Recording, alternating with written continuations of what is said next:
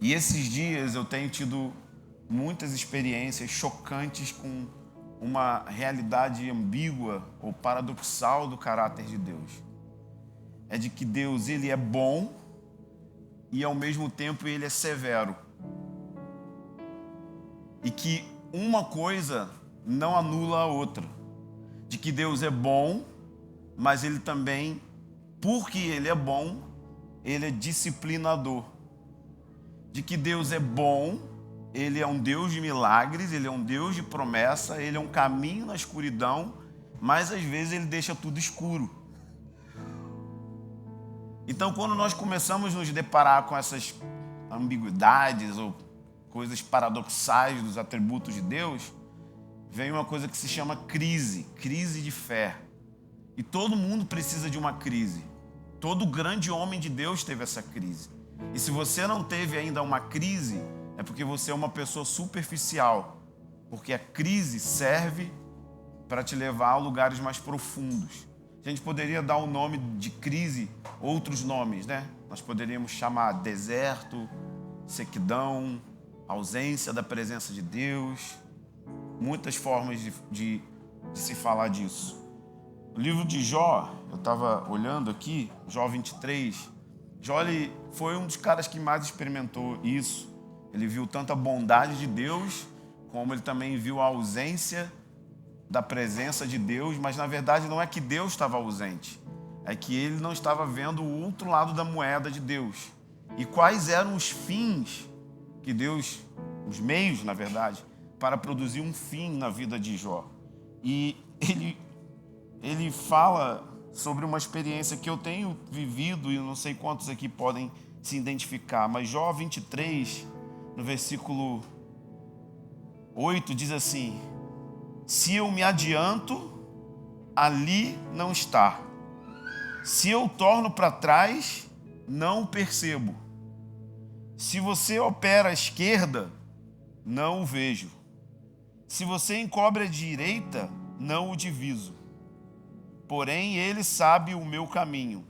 Provando-me, sairei desse caminho como ouro. Está comigo aqui? Sim ou não, gente? Sim.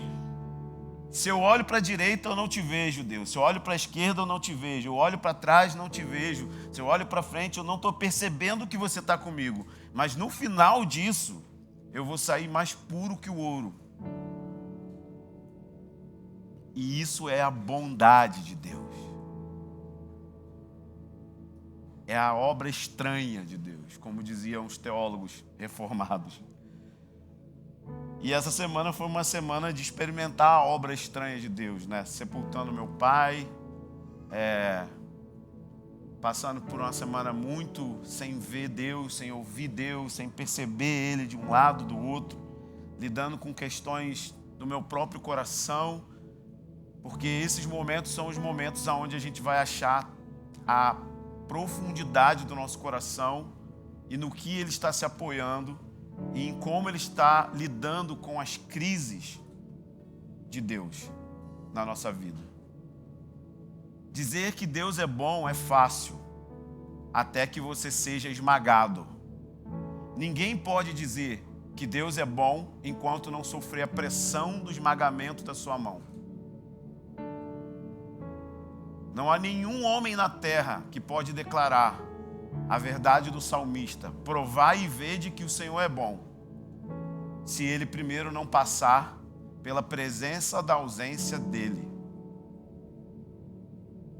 Os místicos diziam que existia a noite escura da alma, que era um estado de emoção tão terrível que era como se eles vivessem como ateus, mesmo sendo monges que dedicavam a sua vida inteira, quase que 24 horas, à meditação das Escrituras, à adoração e servir aos pobres. Então São João da Cruz, ele criou essa expressão que se chama a noite escura da alma, que é quando Deus permite os demônios virem te tentar sem que Ele te socorra. Alguém aqui? Porque foi isso que o Filho de Deus passou. Satanás tentou ele e não tinha ninguém protegendo ele. Só tinha ele e Satanás. No final, os anjos vieram, mas depois que ele passou todo o caminho. Então imagina uma alta tentação para a sensualidade, uma alta tentação para a pornografia, uma alta tentação para a imoralidade. Pensa nas suas mais terríveis tentações. E a sensação que você tem, real, é de que não tem ninguém entre você e aquela tentação.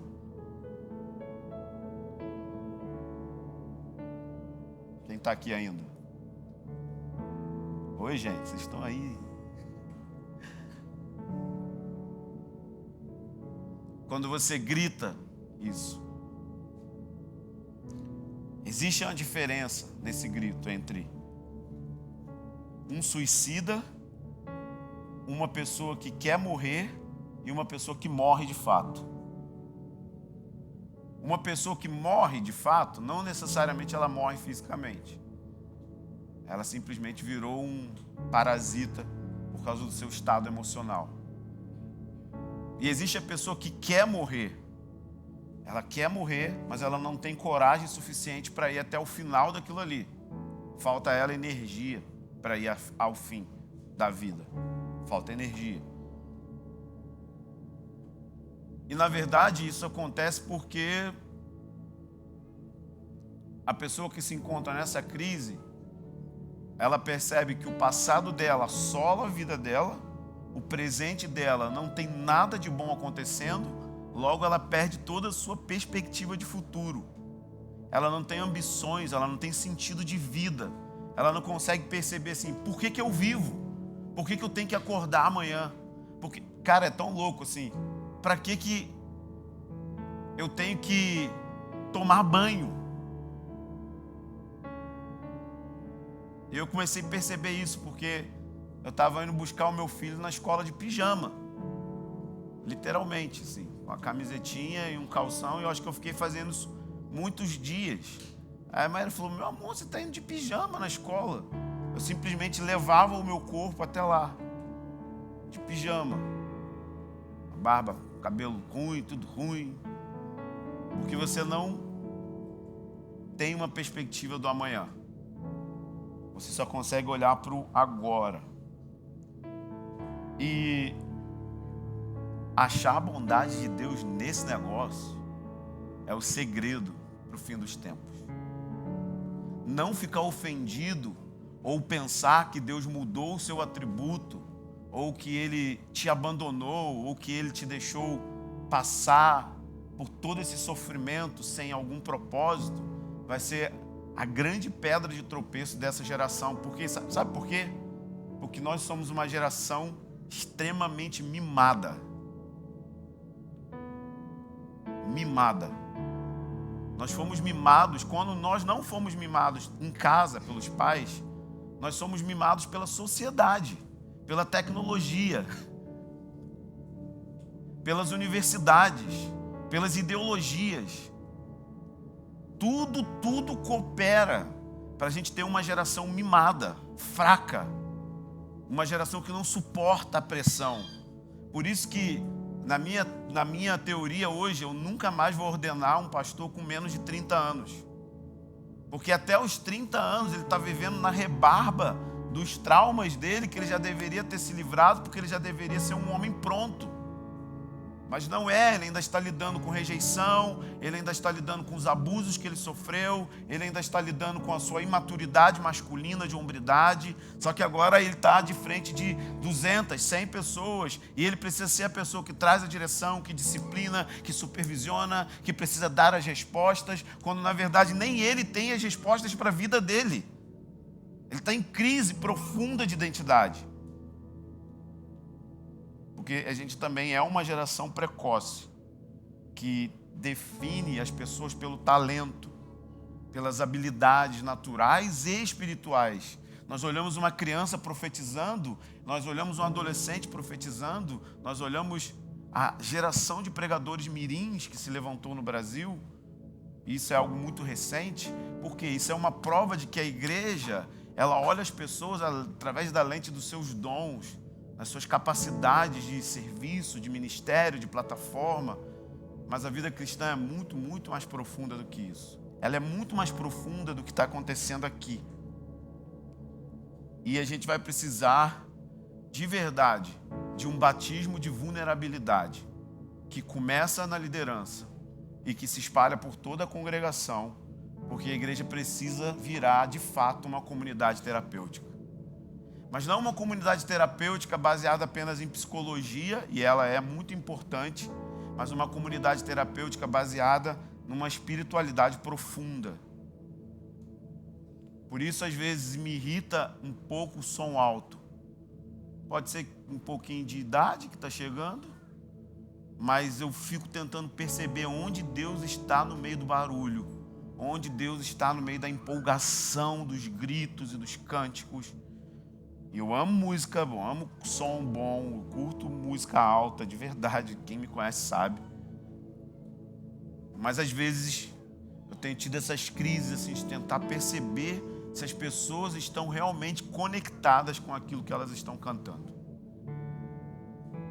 Ou se a gente vai virar a página e partir para o próximo domingo, para o próximo grupo caseiro, para o próximo encontro. Então eu tive um encontro com essas duas realidades. Se você olhar o livro de Lamentações, deve ser um livro que você nunca leu na vida, mas ele está na Bíblia e tem um capítulo lá, que é o capítulo 3. Se você puder abrir,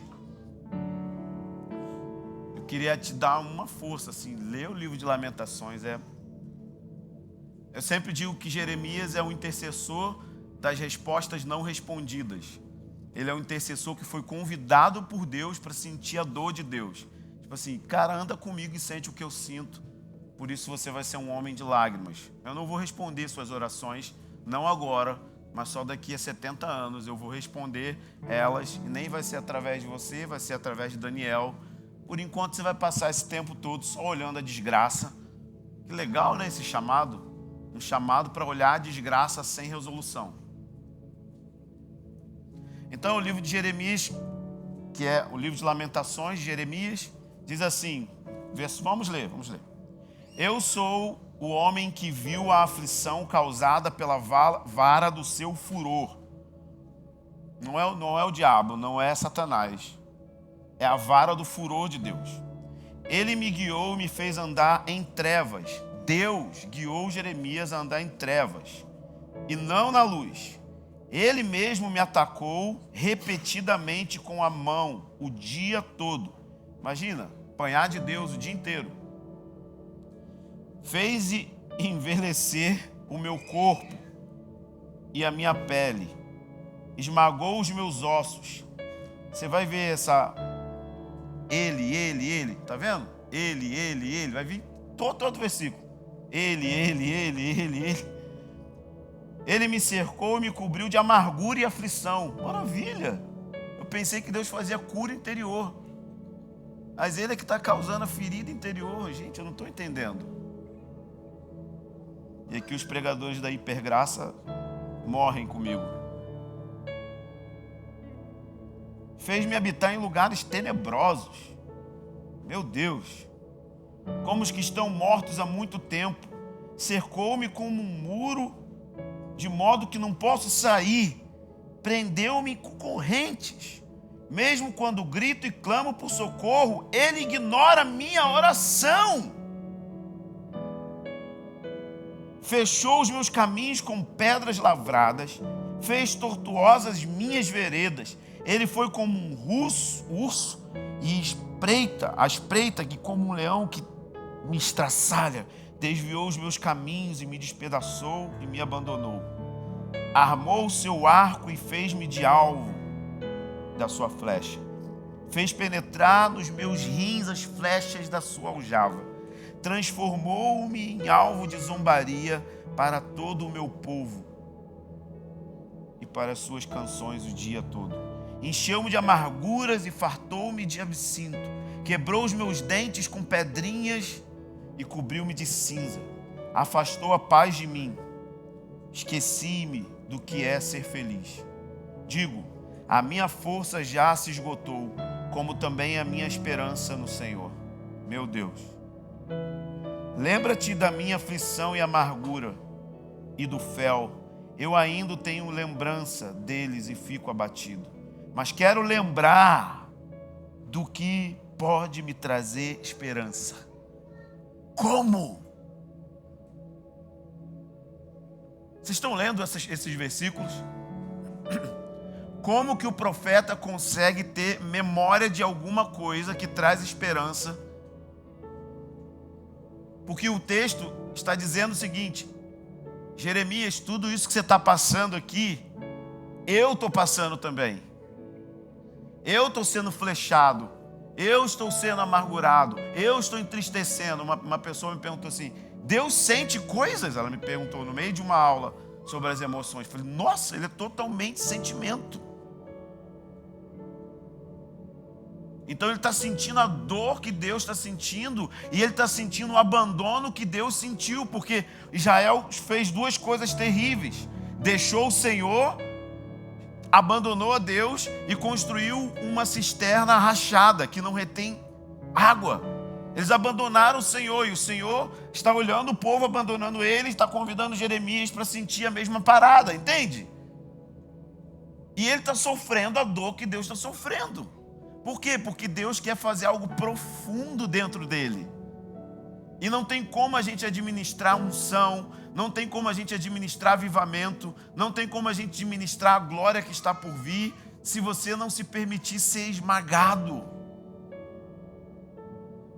Mas as pessoas estão sendo esmagadas e estão escapulindo para o lado da incredulidade, do cinismo, da mornidão.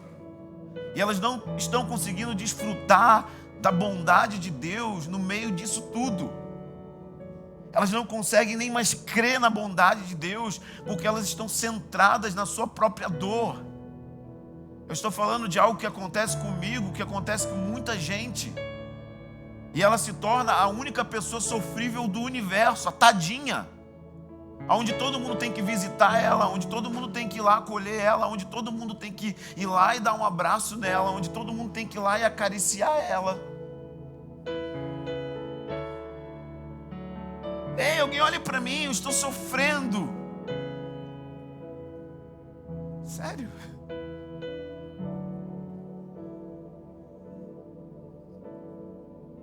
Então nós entramos num lugar de hostilidade.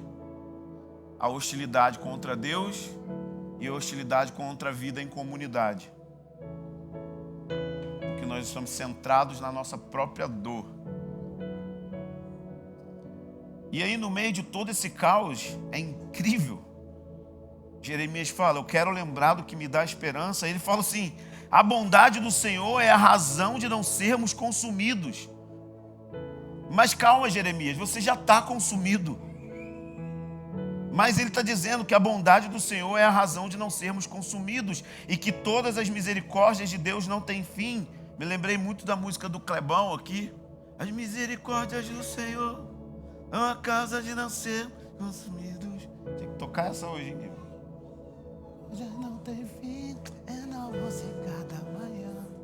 Eu sei em quem tenho crido, também sei e é poderoso para fazer mais do que tudo que pedimos, se pensamos, mais do que tudo que sonhamos, muito mais para mim, para você, irmão, muito mais de Deus. Quero ver cantar isso, vivendo o que Jeremias está vivendo.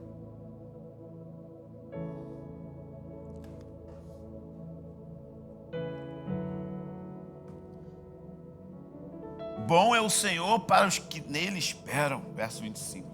Bom é ter esperança e aguardar tranquilo a salvação. Claro. Bom é para o homem suportar o jugo na juventude, que se assente sozinho e fique calado, porque Deus o pôs sobre ele. Isso aqui é crise dos jovens dessa geração. Sabe quando que você vai casar? Quando você parar de pensar que tem que casar e aceitar o jugo da plena satisfação em Deus. Porque nesse lugar você se torna... A questão não é quando você tem que casar, a questão é quando você é a pessoa para casar. Você é a pessoa. Você já tem os elementos para um casamento.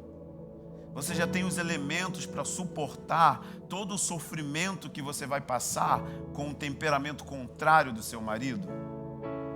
Porque eu nunca vi, gente, na história da humanidade, fleumático casar com fleumático. Eu nunca vi sanguíneo casar com sanguíneo. Deus não faz, não, como diz os pentecostais, Deus não trabalha desse jeito. Deus não trabalha desse jeito. Ele vai te dar uma pessoa com um temperamento totalmente oposto ao seu. Mas você é um melindroso.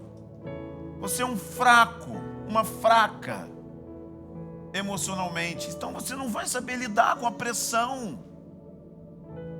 3 meses você quer divorciar. Por isso que o profeta está falando, aceita o jugo. Fica solteira, feliz. Feliz em quem? Em Deus. Sofre isso. Mas entenda que é um sofrimento que tem um benefício, tem um fim. Não é que Deus quer que você morra solteiro. Mas enquanto você está, para de reclamar. E veja a bondade de Deus na sua solteirice. Veja a bondade de Deus na sua depressão. Sabe? Eu tenho uma casa legal hoje. Eu nem sempre tive uma casa legal. Toda a minha vida eu morei numa casa que era daqui ali naquela parede, com 3 cômodos. Depois eu morei num apartamento que era melhorzinho, mas quando você descia tinha muito cocô de gato. E eu odeio gatos. Eu odeio bichos. Eles soltam pelo e me irritam. Me dão sinusite. Esse dia eu peguei o carro de um irmão que estava pelúcio. Eu não sei porque um ser humano carrega cachorro em carro. Isso deveria estar na Bíblia, nos 10 mandamentos. E o pior é que tinha um sindicato na rua de alimentar gatos. Tinha uma velhinha que tinha quantos gatos dentro de casa? Quanto? 10 não? Não, mais de 10 gatos só numa casa. A gente descia e tinha gato e cocô de gato. Então Deus me abençoou e me deu uma casa muito legal. Um refúgio, sabe? E é muito louco que a gente fica tão centrado na nossa escuridão, que eu estava andando na cozinha assim, eu olhei para Maíra e falei, nossa, Deus deu esse negócio aqui pra gente, né? Mas a gente não agradece. A gente perde a alegria da gratidão das coisas mais simples do dia. E que na verdade nem é simples essa casa. Eu faço tudo o que eu gosto de fazer, que eu sempre sonhei em ter. Tipo, eu tenho um saco de pancadas no meu quintal. Posso treinar, fazer exercício físico. Eu tenho uma academia dentro da minha casa. Eu tenho um lugar para fazer churrasco. Eu posso lotar minha casa com 50 pessoas. Eu gosto de sempre ter gente em casa. Mas a gente perde isso de vista. Por quê? Porque eu estou olhando para a minha dor e fazendo dela um Deus. Nós estamos numa sessão terapêutica aqui. Se você tem um psicólogo, demita ele. Podem me contratar. 100 tchelle de cada um aí. Mas o que me choca no versículo, nas passagens, é quando chega no verso 33. E isso é escandaloso para mim. Que diz o seguinte: porque não lhe agrada afligir nem entristecer os filhos dos homens. Então, nesse versículo tem uma parada que está implícita e explícita. O que está explícito aqui? Cara, ele está afligindo os homens. Ele está me afligindo. Mas, o que está implícito, ele não se agrada nisso. Cara, Deus não se agrada nem na morte do ímpio. E é isso que os profetas dizem, Jeremias 26, vamos olhar, Isaías 26, E Jonathan Edwards usou essa mesma expressão.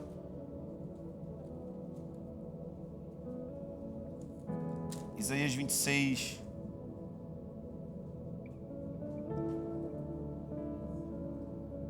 Calma, filho. Deixa eu só me certificar que é o mesmo, que é o versículo. Estou no capítulo errado.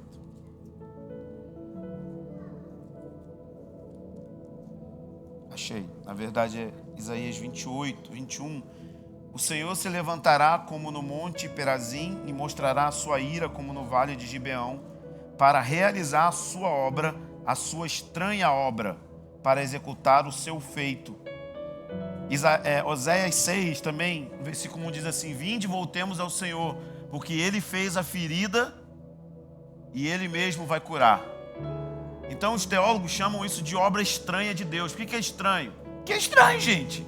Como que pode alguém que fere para curar? Ninguém faz isso. Quantos concordam comigo que isso é estranho? Que é envolto em mistério. Quantos concordam com isso? Não tem sentido eu fazer uma ferida para eu mesmo curar a ferida. É melhor não fazer a ferida, gente.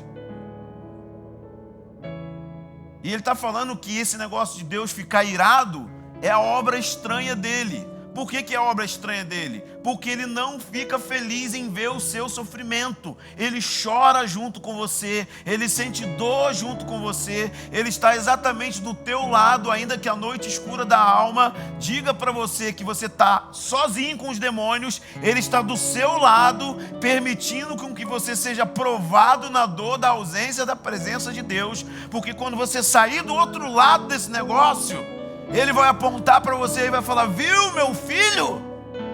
A fé dele está sendo purificada no meio da presença da minha ausência. E isso é muito louco para a gente, porque nós somos uma geração mimada. O evangelho que a gente ouviu é um evangelho de gente mimada. Nós temos um cristianismo mimado. Nós temos um cristianismo que cresceu no Brasil inteiro com placas escrito: pare de sofrer. Toda uma cultura que você pode pensar que não atingiu você, te atingiu. E aí hoje nós estamos indo para o outro lado. Deus é bom. E os pregadores estão dizendo que Deus é bom, mas é uma bondade que não fere. Tem um livro muito perigoso que é Deus é Bom, o nome do título. Nem tem aqui na livraria. Se tiver, pode tirar. Que diz exatamente isso. Que Deus não é um pai que quebra o braço para poder sarar. Mas a Bíblia está dizendo exatamente o contrário, que Ele nos quebra para nos curar, que Ele nos dobra para nos humilhar, e que esse negócio está totalmente ligado em aprender a ser manso e humilde de coração. Por isso eu indico esse livro, cara, é uma bomba, é um dos livros mais sinistros que saíram nos últimos 10 anos, o Manso e o Humilde. Porque quando a gente olha para a Trindade, a gente vê o Espírito Santo como fogo, a gente vê Jesus como bonzinho, tá ligado? Tipo, o cara que foi para a cruz e tal, mas a gente não consegue ver o Pai como bom. Parece que a gente, sabe, dicotomiza, sei lá, tricotomiza demais a Trindade. E como se Deus Pai não fosse bom, porque Deus Pai agradou em moê-lo. Mas Ele é 100% bom e não muda. Ele não tem alegria no seu sofrimento. Ele não está celebrando o seu sofrimento. Ele não está assim, nossa, que legal, está se ferrando na terra. Não, Ele está sentindo a sua dor. Mas Ele precisa deixar você crescer. E você precisa crer nele, mesmo quando você anda para o lado e não o vê. Mesmo quando você olha para trás e não o percebe. Mesmo quando está tudo escuro. Isso é fé. Nós vamos precisar de fé para milagres, para sinais, maravilhas, mas nós vamos precisar de fé para perder a cabeça. Nós vamos precisar de fé para ser assassinados. Nós vamos precisar de fé para passar privação. Nós vamos precisar de fé para ficar abandonado. Nós vamos precisar de fé para ser traídos. Fé para ser traído. Jesus vira a noite inteira orando no monte para escolher os 12. Vai lá e escolhe Judas. E ele teve que ter fé para ser traído. Mas eu falei para a Maíra esses dias, não foi só Judas que traiu, todos eles traíram. Todos fugiram. Tem um texto em Marcos, a gente está lendo, eu quero crer que você está lendo o Novo Testamento também, né? E tem um texto que fala que João fugiu pelado. Ele estava num lençol dormindo, os guardas chegaram. Perdeu, mané. Versão carioca. E ele fugiu nu. Todos foram dispersos, então ele teve que ter fé para perdoar o traidor. Porque quando nós pensamos fé, nós pensamos só nas coisas positivas do avivamento. Nós não pensamos nisso. Deus é bom. E aqui eu separei uma parte que ele diz o seguinte: em primeiro lugar, portanto, lembramos a beleza da plena soberania divina sobre todas as coisas, boas e ruins. A unha encravada, o formigamento, o amigo que trai, a dor crônica, o chefe que só agrada a superiores e não te vê, o filho desviado, o vômito da madrugada, aleluia, as trevas incansáveis da depressão. Em meio a tudo isso, precisamos crer que Ele não muda, que Ele continua 100% bondoso. 100% bondoso. A grande parada vai ser se a gente vai ficar ofendido quando Ele não agir de acordo com a nossa ótica do que significa bondade. A nossa ótica de bondade é dizer sim para tudo. Sim ou não? E se eu ouço um não de Deus é porque Ele não é bom. É óbvio que você não vai falar isso com a boca, mas você vai sentir isso no coração. Você vai sentir isso na sua jornada. Você vai sentir isso de maneira que vai afetar o seu congregar. Porque você vai se tornar uma pessoa azeda, amarga, uma pessoa sem esperança, uma pessoa que não tem brilho, sabe, uma pessoa opaca. E esses dias, pensando, fuxicando coisas assim, eu gosto de pesquisar, veio uma expressão que tem um livro do Andrew Solomon, que é O Demônio do Meio-Dia, que é uma pesquisa muito profunda sobre quadros depressivos de profissionais de várias áreas. Ele fez um tratado, foi eleito o livro mais fera nos últimos 10 anos na área. Mas eu descobri que os padres do deserto, os monges, os místicos, tinham uma expressão que eles chamavam de mortandade que assola o meio-dia. Eu nunca tinha entendido esse versículo. Eu falei, gente, por que a mortandade assola só no meio-dia? Tinha que ser na meia-noite. Ou 3 da manhã, que é a hora do paranormal, né? Que os demônios agem. Quem já viu o Thiago Ventura?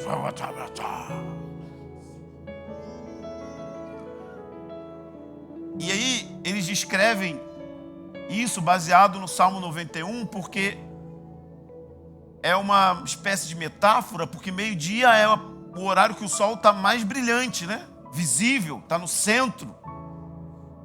Porque eles falavam que a mortandade que assola o meio-dia é uma espécie de letargia, de preguiça espiritual, de desânimo que atinge a sua vida do nada. Está tudo brilhando, está tudo bem, você está lendo a Bíblia, você está orando, você está aleluiado, você está falando em língua, você está cheio de Deus, você está empolgado com a sala de oração, e aí de repente, pá, vem uma temporada que você não quer ler a Bíblia.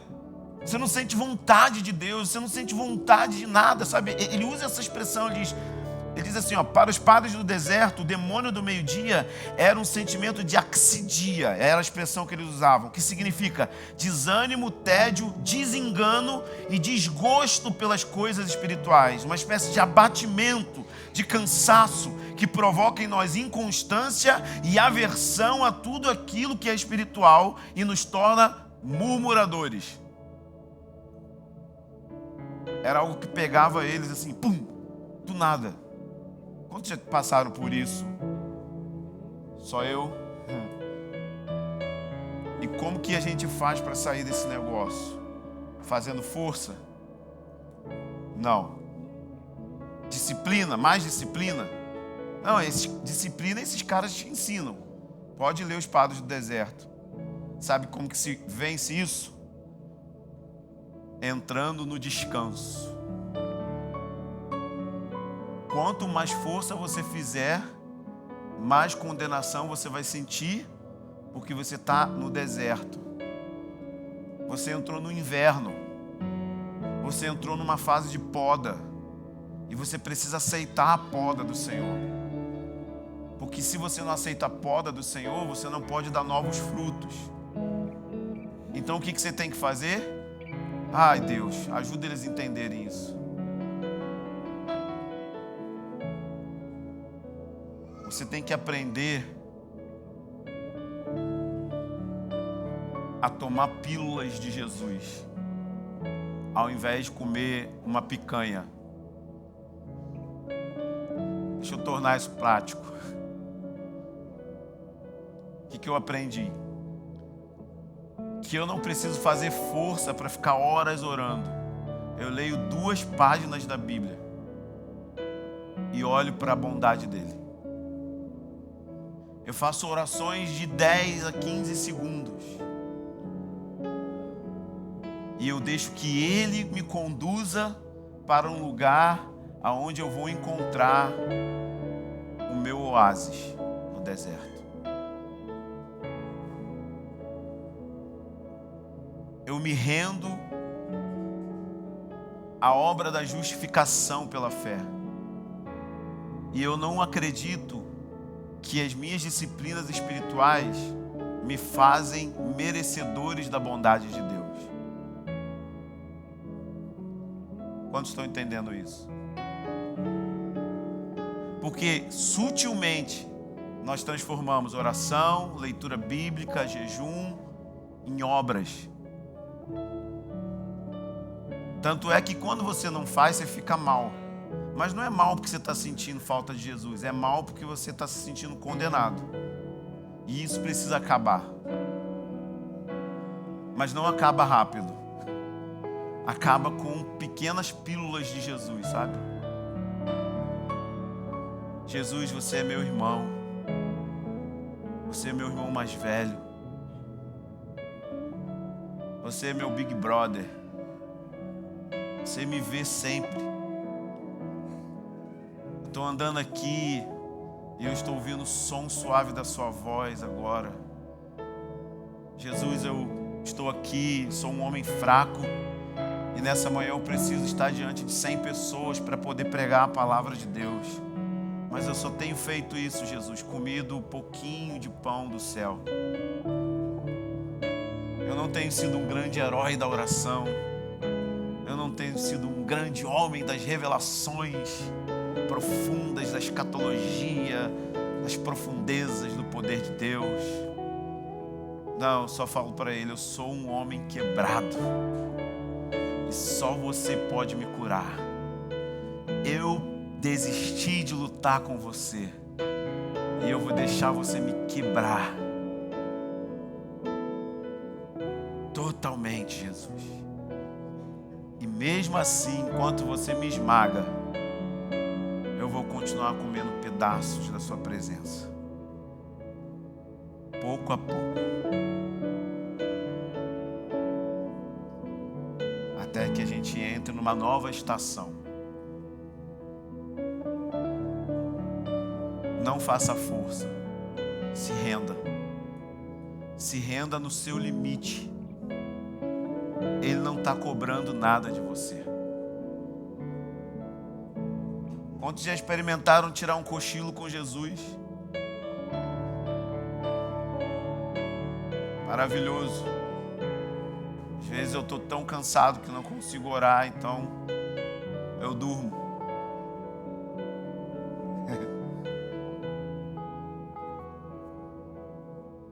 Só durmo com Ele. Eu falo, Senhor, o que eu tenho para te dar hoje é esse sono aqui. Eu não consigo te dar nada além disso. Sabe por quê? Porque eu sei que Ele é bom. Eu sei que Ele está comigo. Eu sei que Ele não está contra mim. Eu sei que Ele não está se alegrando com a minha dor. Mas eu tenho certeza que tudo isso é porque Ele quer me levar para lugares profundos no coração dele. Jesus quer me ensinar o seu coração paternal, o seu coração pastoral, o seu coração misericordioso. Ele quer me ensinar os sentimentos que Ele tem por mim, que eu tenho só na minha teologia, mas eu não tenho experimentado. A gente fala muito, é muita informação, é muito podcast, é muita falação. Eu não aguento mais. Quero conexão. Sabe, você vê, vi uma entrevista de um padre falando sobre isso, sobre o demônio do meio-dia. Ele falou: olha essa geração, vai na hora do happy hour, olha na mesa do bar, tem 5 jovens, todos eles estão olhando para o seu smartphone. É uma geração que não se conecta, uma geração que não fala da dor, que não fala da alegria, que não fala do coração. Eles estão em uma profunda solidão. Eu quero te informar que essa geração é a geração mais solitária que já existiu. E Deus quer livrar você da solidão e levar você para a solitude, que é a solidão preenchida com Deus e que é a solidão preenchida com o Espírito Santo que está no seu irmão. E aí nós vamos sair desse lugar de ferida. E o nosso coração vai ser hospitaleiro. Hospitalidade não é só receber pessoas na sua casa. Hospitalidade é receber gente nas suas emoções.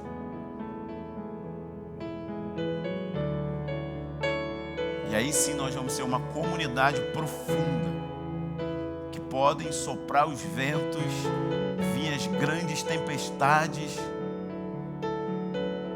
porque nós vamos voltar a ser humanos. Espiritualidade tem tudo a ver com ser homem, mulher, de verdade, de carne e osso. Que é o grande mistério de Deus, que Deus que se fez carne, que é totalmente divino, mas totalmente homem, que teve todas as limitações de um corpo humano como o nosso, mas ao mesmo tempo era totalmente sobrenatural, poderoso, ungido,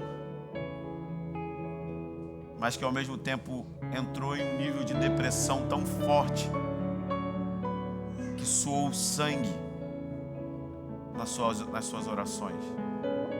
Estava tendo um encontro com o terror da morte.